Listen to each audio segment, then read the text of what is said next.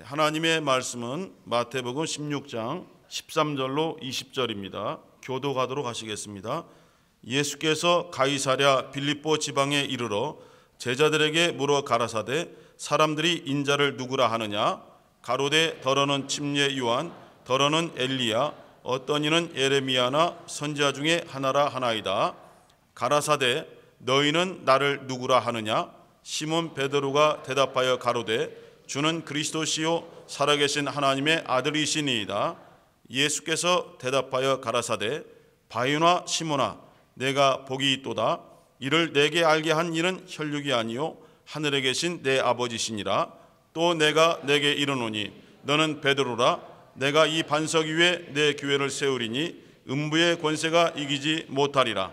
내가 천국 열쇠를 내게 주리니 네가 땅에서 무엇이든지 매면 하늘에서도 매일 것이요 네가 땅에서 무엇이든지 풀면 하늘에서도 풀리리라 하시고 이에 제자들을 경계하사 자기가 그리스도인 것을 아무에게도 이르지 말라 하시니라. 아멘. 예수는 그리스도시다 라는 제목으로 말씀을 드리겠습니다. 먼저 이 말씀이 이루어진 가이사랴 빌립보 그 중심으로 좀 지리적 배경을 말씀을 드리고자 합니다. 예수께서 베들레헴에서 탄생하실 당시에 헤롯이라는 왕이 이 유대 땅의 왕으로서 통치하고 있었습니다. 이스라엘 땅만 통치한 것이 아니라 이스라엘과 그 위쪽에 있는 아람 땅, 그리고 갈릴리에서 사해로 흐르는 요단강 오른쪽에 동편에 있는 그 암몬, 그리고 밑에 에돔, 이런 전체를 다스리고 있었는데 우리가 잘 알고 있는 것처럼 예수께서 이제 애굽 땅으로 피신한 그 사이에 헤롯 땅이 죽었습니다. 헤롯 땅이 죽음으로써 그 헤롯 대왕 밑에는 수많은 또 아들 딸들이 있지만은 3명의 아들들이 헤롯이 통치하던 그 곳을 이게 셋으로 3등분해서 나누어서 통치하게 되었습니다. 그래서 그들은 왕이란 칭호를 받지 못하고 그 헤롯이 통치하던 나라를 나누어서 통치했기 때문에 성경에서는 분봉왕이라고 칭해집니다. 왕이 아니지만 왕대우라는 뜻입니다. 그래서 이 유대, 예루살렘에 있는 유대, 사마리아, 그리고 에돔 지역은 헤롯 아켈라오라는 왕이 아들이 그것을 통치했습니다.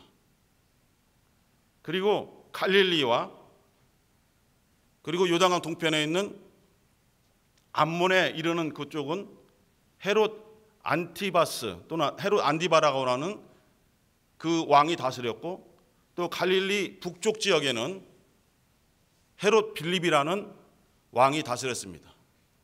성경을 보면은 어떤 헤롯인지 헷갈려요. 하도 많이 나와서. 이 헤롯이 완전히 장악을 하고 있습니다. 그리고 바울이 활동할 때 보면 또 헤롯 아그리파 1세, 헤롯 아그리파 2세 해갖고 온전히 신약 성경에 헤롯이 정말 복음의 사역을 방해하고 억압하는 흐름이 있기 때문에 우리가 이 한글 성경만 보면은 어떤 헤롯이 방해하는지 모릅니다. 그냥 다만 헤롯이 방해했구나 이렇게 알게 되죠. 그런데 이 헤롯 아켈라오, 예루살렘과 유대의 사마리아를 통치하고 있던 헤롯 아켈라오가, 헤롯은 다 악합니다. 정말 다 나쁜 놈들만 있어요, 그 가정에. 하지만은 이 아켈라오는 더 나빠요. 얼마나 악한지 너무 핍박하고 하기 때문에 도저히 못 참아서 유대인들이 폭동을 일으켰습니다. 그래서 엄청난 위험이 있었죠. 그러한 또 책임을 물어서 로마 황제가 헤롯 아켈라오를 사임시키고 그 땅에서 추방했어요. 그리고 이 예루살렘과 유대, 사마리아를 누가 다스릴 것인가 하다가 로마에서 직접 우리 직할로 하겠다 해서 로마의 장군을 파송하게 됩니다. 그게 바로 로마 총독이고 예수님 당시에 계속 부르셨던 빌라도가 되겠습니다. 그 이후에 바울이 활동할 때는 이제 벨릭스 총독이라든가 또 베네게 총독이라든가 이러한 총독들이 계속 이 유대 땅을 관할하고 있었죠.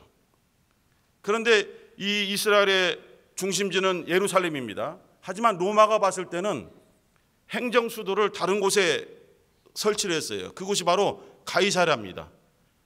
가이사랴는 그 이스라엘의 서쪽이 해안을 끼고 있는데 이 지중해가 있습니다. 터키, 그리스, 또 이집트에 갖고 이렇게 동그랗게 해서 지중해가 있는데 그 지중해 변에 요파 항구 위쪽에 뭐 두론, 시돈, 그리고 이 가이사라를 이제 헤롯 대왕이 만들었는데 이름은 이제 가이사, 로마 가이사의 그 영광을 칭송하기 위해서 가이사라로 지은 것입니다. 그런데 이 사복음서에는 가이사라가 나오지 않습니다. 오늘 읽은 가이사라 빌립보는 다른 곳이거든요. 그래서 혼동이 있어요. 이 가이사라의 유대 총독이 그곳에 이스라엘의 수도를 삼고 그곳에서 이렇게 총독 관절을 짓고 그곳에서 다스렸던 것입니다. 그럼 이 가이사라 빌립보는 어디냐? 헤롯 빌립이 갈릴리 북동부 쪽에 다스렸던 그곳에 만든 도시입니다. 헬몬산이 있습니다. 그 헬몬산 기슭에 지은 도시인데 로마의 황제 가이사와 자기의 이름 빌립을 이렇게 합해서 만든 도시가 가이사랴 빌립보입니다. 이게 가이사랴는 이스라엘의 서쪽에서 약간 북쪽에 있고 가이사랴 빌립보는 북쪽에서 동쪽에 있는 도시로서 전혀 다른 도시입니다. 그런데 이 가이사랴 빌립보는 바알 신당이 있고 바알 숭배가 극성인 곳이에요.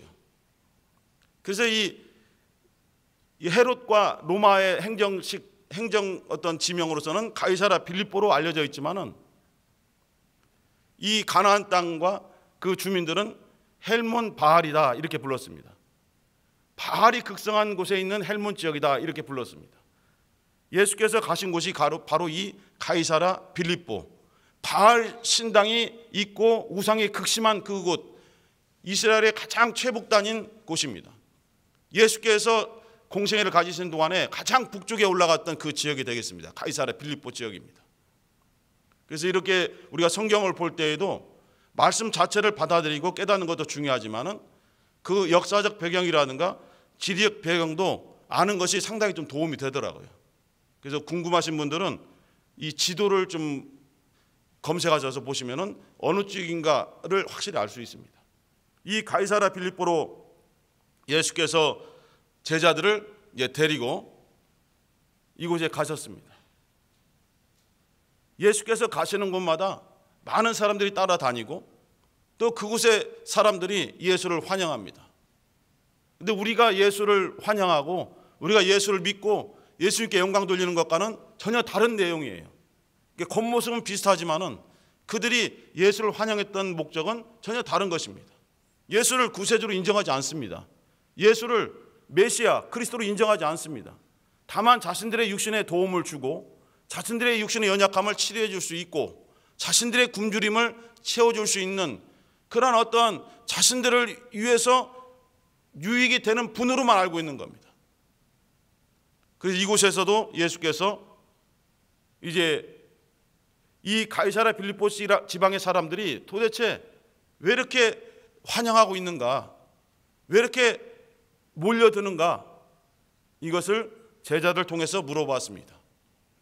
사람들이 인자를 누구라고 지금 인정하고 있느냐, 나를 누구라고 믿고 이렇게 몰려들고 있느냐, 이것을 물어봤더니 제자들이 들은 바로 이제 예수님께 보고를 합니다. 어떤 사람들은 예수님을 침례 요한이라 합니다. 이렇게 말한 배경은 그 헤롯 안디바, 그가 자기 배다른 이복 동생의 부인을 취해서 이렇게 자기 아내로 삼은 일이 있습니다. 헤로디아죠. 그것을 침례 요한이 계속 이건 악행이다, 이것은 하나님 앞에 악한 것이다라고 계속 지적하면서 그를 압박을 했기 때문에 침례 요한에 대한 매우 두려움이 있습니다. 하지만 그 헤로디아와 헤로디아 딸의 괴계로 이제 침례 요한이 목이 떨어지게 되는 것이죠. 그러면서도 여전히 예수의 소문이 들려오면서 저 사람은 분명히 침례 요한이 살아난 것이다라는 그러한 막 어떤 두려움과 믿음을 갖고 있는 거예요. 근데 이 헤롯만 그런 것이 아니라 여러 사람들이 그 행하는 말씀 사역과 능력 사역을 보고 이건 침례 요한의 사역과 같다라고 그들은 판단하고 침례 요한이 그 몸속에 들어간 것이다라는 그런 생각을 가진 사람들이 많이 있었습니다. 그러한 배경으로 예수는 침례 요한일 것이다 라고 그렇게 주장하고 따르는 사람들이 많이 있었습니다. 그것을 제자들이 듣고 사람들이 주님을 침례 요한이라고 합니다, 이렇게 고백한 것입니다. 또 하나는 어떤 사람들은 엘리야라고 이렇게 부르는 사람들이 있습니다. 물론 엘리야는 이스라엘 선지자 중에 선지자입니다. 가장 영감 있고 가장 능력 있는 선지자로 불려지고, 변화산상에서 예수께서 그 몸이 변형되어 산에 올라가셨을 때에 나타난 두 사람이 있는데, 그 한 사람은 율법을 대표하고 또 이스라엘 백성들을 애굽 땅에서 가나안으로 인도하는 가장 이스라엘 대표자인 모세가 나타났고, 또 하나는 구약에 수많은 선지자들이 있지만은 한 사람만이 바로 이 변화산상에 나타났는데 바로 엘리야입니다. 이렇게 엘리야가 이스라엘 사람들에게 가장 존경받고 가장 능력이 선지자로 인식이 되어 있습니다. 그렇기 때문에 이 예수는 엘리야다 이렇게 보는 사람도 있었습니다. 물론 말라기서 4장 5절에도 말라기 선지자가 예언하기를 두렵고 무서운 심판날이 이르기 전에 선지자 엘리야가 다시 올 것이다라는 예언을 했습니다. 그러한 예언을 근거로 이 마지막 때에 엘리야가 다시 온 것이다, 바로 저분이 엘리야의 심령으로 오신 것이다 라고 그렇게 믿고 그렇게 소문을 내고 그렇게 주장하는 사람들이 많이 있었습니다.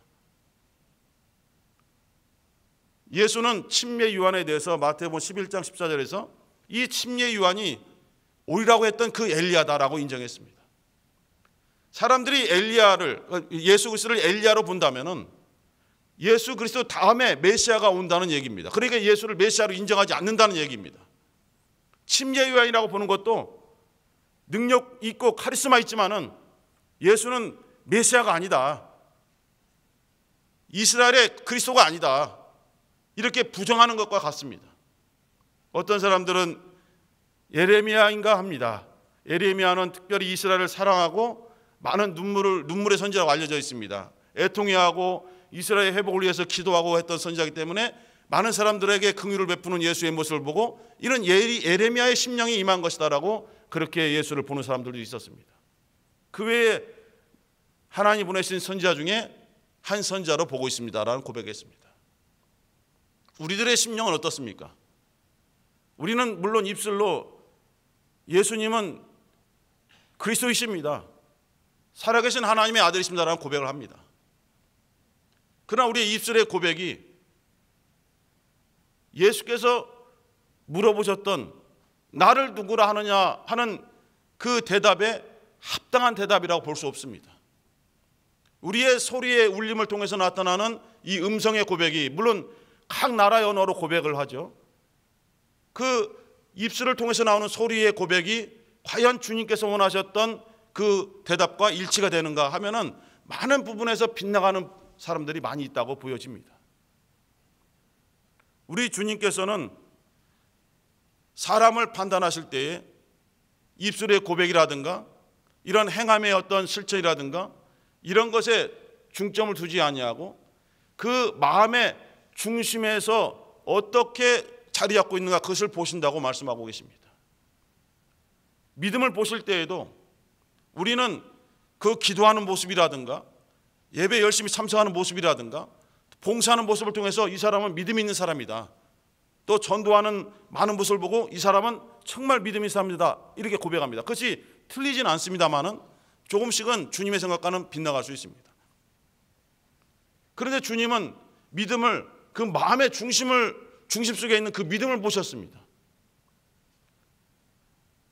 연약한 자들이 주님께 와서 저를 불쌍히 여기소서, 나를 구원해 주소서 라고 외쳤을 때에도 그 외치는 모습을 보신 것이 아니라 그 사람의 마음에 있는 믿음을 보시고 너의 믿음대로 될지어다 이렇게 명하셨거든요.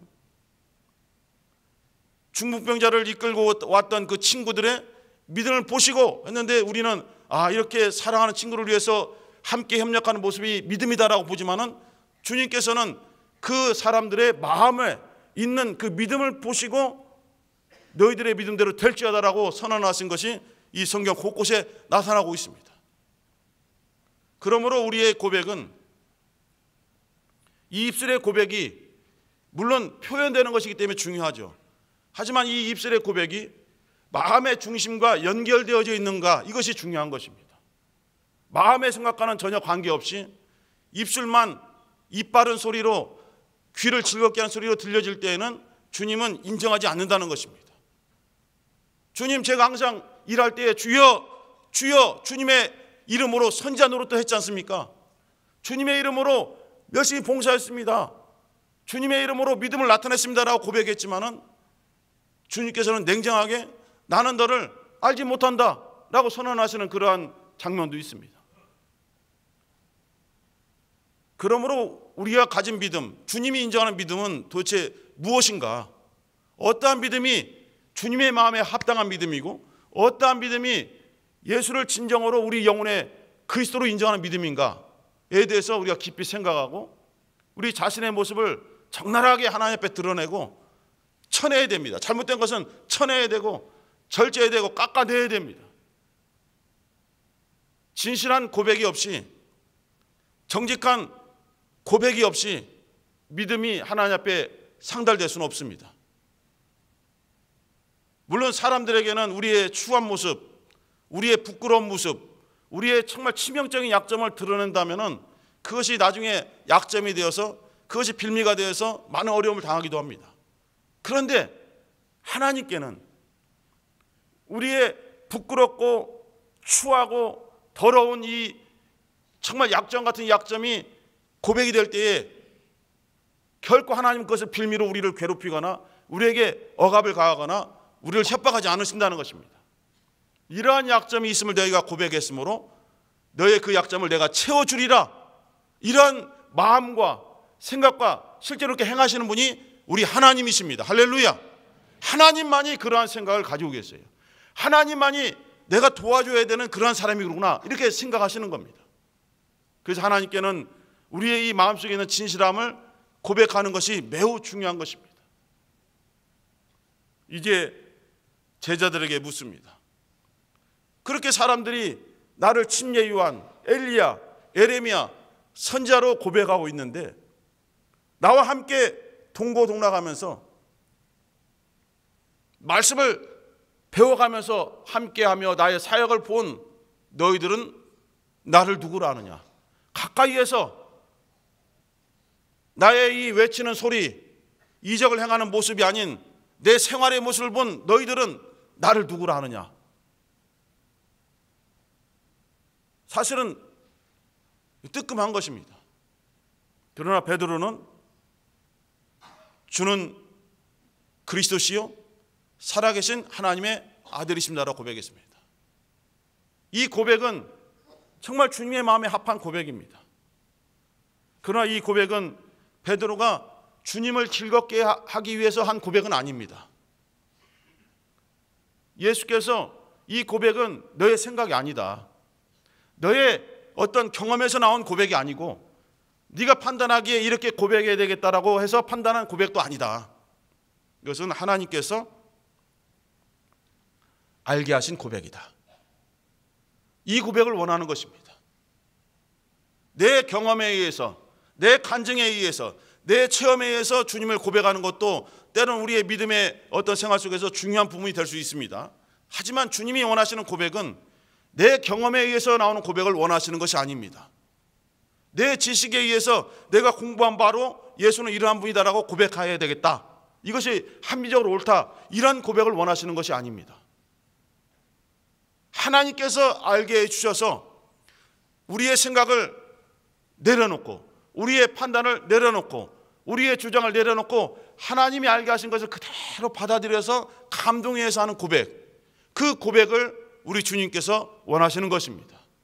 그래서 고린도전서 12장 3절에도 성령으로 하지 아니하고는 예수를 주라고 시인할 수 없다라고 했습니다. 성령의 감동으로 하는 이 고백만이 주님이 원하시는 고백이다 이렇게 인정해 주시는 것입니다. 우리는 고백할 때에 이 고백이 각각 성령의 감동에 의해서 한 고백인가를 우리는 판단하기가 어렵습니다. 하지만 주님은 그 음성을 듣고, 아니 그 고백을 하는 그 사람의 입술을 보고, 아니 그 사람의 마음을 보시고 이것은 너의 생각이 아니고 하나님께서, 우리 아버지께서 알게 하신 감동으로 네가 한 고백이다. 나는 그것을 인정하겠다. 이렇게 보시는 것입니다. 물론 새신자 때는 어떠한 이런 교육에 의해서 고백하는 것도 필요합니다. 주님을 믿고 주님을 영접해야만 하나님의 자녀되는 권세를 갖고 하나님을 아버지라 부르실 수 있다고 했습니다.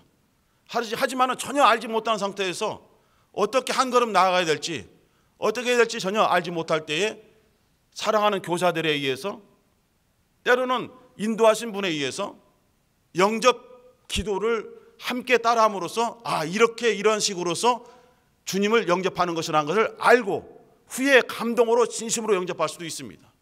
그것이 바로 우리 교사들, 또 우리 먼저 믿은 우리들의 해야 될 일이고, 그 정말 처음 가는 그 사람의 나침반 역할을 할 수 있는 것입니다. 우리는 그 사람들의 목적지가 아닙니다.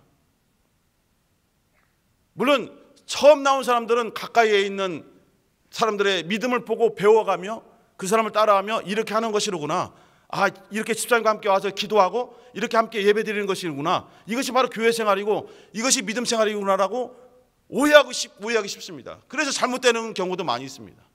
우리는 삼가해야 됩니다. 우리는 조심해야 됩니다.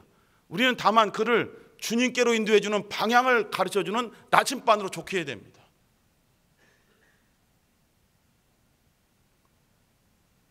주님께서는 베드로의 고백을 들으시고 이렇게 표현했습니다. 바유나 시모나. 이것 때문에 좀 약간의 말이 있습니다. 여기서 이제 바유나는 그 아람어입니다. 이 당시에 예수 그리스도와 이스라엘 사람들은 아람어를 썼습니다. 제가 전에도 한번 말씀했지만 히브리어의 생활 속의 히브리어가 이미 상실되었고 없어졌기 때문에 아람어가 이 땅의 언어로 자리 잡고 그냥 이 아람어로 하는 것을 그냥 히브리어라고 생각하는 일이 후에 나타납니다. 바울이 변증할 때도 히브리어로 말하니 했지만 사실은 실제로는 아람어를 말한 것이거든요.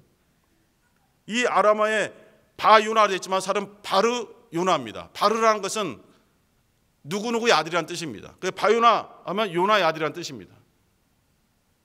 베드로는 요나의 아들이죠. 그런데 요한복음 21장이나 다른 곳에 가면은 요한의 아들로 되어 있습니다. 그럼 요나와 요한의 차이가 무엇인가? 물론 중요하지 않은 부분들이죠. 그러나 잘못 해석하고 잘못 가르치는 분도 있더라고요.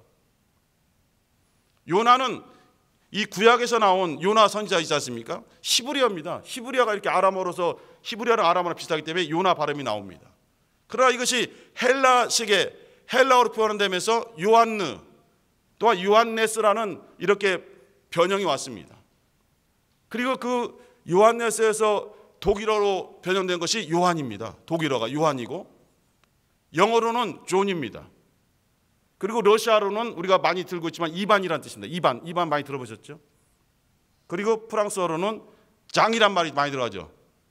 장발장, 신발장이 아니라 장발장 이런 장이 있지 않습니까? 이게 요한입니다. 그리고 동유럽에 가면은 얀이라는 표시로 됩니다. 체코 프라하에 보면은 얀 후스 동상이 있습니다. 우리는 영어식으로 존 후스라고 하지만은 그러한 식으로 이제 변경된 것인데 요나의 아들이 사실은 더 정확하다 볼 수 있습니다. 요나의 아들 시므나, 네가 복이 있도다. 나는 너를 베드로라 인정하고 이 반석 위에 교회를 세우겠다. 이렇게 선언하셨습니다. 이에 대해서는 금요일에 김동호 목사님 통해서 말씀을 들으셨기 때문에 생략하고자 합니다. 주님이 인정하는 반석은 누구인가? 베드로가 반석인가? 아니면은 베드로가 고백한 이 말씀이 이 신앙 고백이 반석인가? 여기에 따라서 완전하게 갈라집니다. 가톨릭은 베드로를 반석으로 인정하고 그렇게 따르기로 했습니다. 그렇기 때문에 로마 교회가 베드로 위에 세워졌다는 거예요. 베드로가 제1대 교황이라고 보고 있는 거예요. 사람이 주인이 된 교회가 탄생된 것입니다. 그러나 베드로가 아닌 누구라도 성령의 감동으로 똑같이 고백할 수 있는 주님은 그리스도시요 살아계신 하나님의 아들이십니다. 이 고백, 이건 베드로의 고백이 아닙니다. 이건 성령에 의한 믿음의 사람들이 얼마든지 할 수 있는 믿음의 고백입니다. 이것은 우리의 고백입니다. 할렐루야. 베드로의 고백이 아닙니다. 우리의 고백입니다. 베드로가 이렇게 훌륭히 하는 순간에 바로 사람이 주인 되는 교회가 될 수가 있는 것입니다. 그러나 베드로가 중요한 것이 아니라 이 고백, 하나님께서 알게 하신 이 고백을 가진 사람들이 고백하는 이 교회, 그것을 인정하시는 주님이 주인이 되신 교회, 이것을 우리가 이루고자 하는 것이 아닙니까? 우리의 신앙에서 중요한 것은 베드로가 이렇게 고백했어, 그가 훌륭하기 때문에 주님께서 너는 반석이야 라고 인정해 주셨어. 이렇게 사람을 중심으로 가면은 매우 위험한 환경에 빠질 수 있습니다. 하나님 아버지, 내게도 성령으로 감동해 주셔서 주님이 원하시는 고백을 하게 하여 주옵소서. 주님은 진정한 나의 구세주, 우리의 구세주, 우리 가정의 구세주, 우리 성도들의 구세주, 참 그리스도가 되시고, 사람이 그리스도가 되신 것이 아니라 하나님의 품에서 나오신 바로 하나님의 아들이십니다. 이 고백이 주님이 원하시는 고백입니다. 너희들의 안에 그리스도 예수께서 살아계신 것을 확증해 보라 했습니다. 어떻게 확증합니까? 주님이 원하시는 고백을 성령의 감동으로 품고 있는 자, 이 심령 안에 내가 배워온 말씀으로 가득 차 있는 것이 아니라 성령의 감동으로 살아있는 말씀으로 임하여서 지금도 살아 역사하는 말씀이 있는 자, 하나님의 말씀이 운동력이 있어서 좌우에 나서 어떤 검보다도 더 예리하여 혼과 영과 및 관절과 골수를 쪼기까지 하며 그 마음의 생각과 뜻을 감찰하는 그 말씀이 자리 잡고 지금도 살아있는 말씀으로 충만한 자, 그 살아있는 말씀이 예수 그리스도에서 나왔거든요. 그 말씀이 지금도 성령의 충만함으로 역사하는 자, 그 사람의 심령 속에 예수 그리스도께서 살아계신 것입니다. 우리는 공부를 통해서 여러 가지 지식의 습득을 통해서 우리가 많이 아는 것이 중요하지만은 정말 중요한 것은 내 영혼의 주인으로 예수 그리스도를 모셔드리고 그를 인정하고 그와 함께 딱 연합해서 함께 죽고 함께 살고 함께 고난당하는 이러한 믿음이 필요한 것입니다. 우리 예수는 나의 그리스도이십니다. 우리 예수 그리스도는, 우리 주님 예수는 우리 모두의 그리스도이십니다. 예수만이 그리스도가 되시는 것입니다. 개역 2주년을 맞이해서 우리는 지금까지도 이러한 믿음으로 달려왔지만은 변함없이 오늘도 내일도 계속해서 우리 예수는 우리 모두의 그리스도이시다, 예수는 나의 그리스도이시며 우리 모두의 그리스도이시다, 이러한 고백이 정말 반석이 되어서 주님이 원하시는 교회를 만들어 가시기를 예수의 이름으로 축원합니다. 이제 함께 기도하실 때 하나님 아버지, 예수는 나의 그리스도시요 우리의 그리스도시요 우리 교회의 주인이 되십니다. 성령으로 이 고백이 이루어지게 도와주시고 성령으로 이 말씀이 우리 안에 살아있는 말씀이 되게 하여 주옵소서. 예수는 그리스도시니 주님이 주인 되신 교회를 이루어 가시옵소서. 예수의 한번 부르시고 기도하겠습니다.